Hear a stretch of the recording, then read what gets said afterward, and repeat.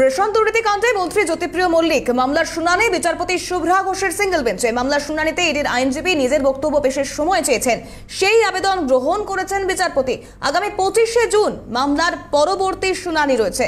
আগামী 25শে জুন রয়েছে মামলার পরবর্তী শুনানি। অর্থাৎ এই একের পর এক ঘটনা, যে অভিযোগ রেশন বন্টন দুর্নীতিকে সামনে রেখে সামনে এসেছিল মন্ত্রী জ্যোতিপ্রিয় মল্লিক, তার যে মামলা, সেই মামলার শুনানি পরবর্তী শুনানি 25শে জুন।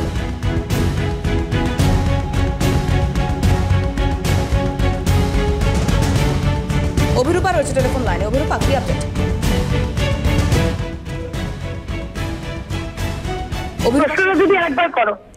অভিরূপাই, জ্যোতিপ্রিয় মল্লিকের সংক্রান্ত যে মামলা রেশন দুর্নীতি কাণ্ডকে কেন্দ্র করে, এবং সেক্ষেত্রে দাঁড়িয়ে যেমনটা জানা যাচ্ছে যে পরবর্তী শুনানির দিন নির্ধারণ করা হয়েছে, মামলার জন্য শুনানির জন্য সময় চাওয়া হয়েছে, এই সমস্ত বিষয় নিয়ে কি আপডেট রয়েছে? রেশন দুর্নীতি মামলায় অন্যতম অভিযুক্ত প্রাক্তন খাদ্যমন্ত্রী জ্যোতিপ্রিয় মল্লিক তিনি জামিনের আবেদন করেছিলেন কলকাতা হাইকোর্টে।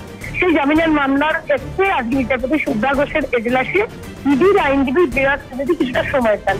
তার অন্যতম কারণ হচ্ছে তারা আরো কিছু নতুন তথ্য পেয়েছেন যা তারা রিপোর্টের সাথে অ্যাড অন করতে চান, এবং সেই কারণে কিছুটা সময় তারা চেয়েছেন।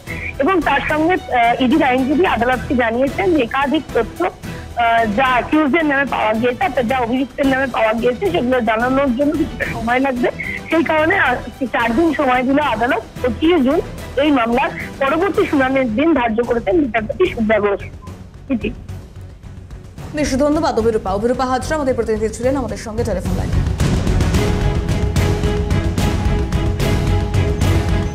জ্যোতিপ্রিয় মল্লিকের জামিন মামলা, তার পরবর্তী শুনানি আগামী 25শে জুন।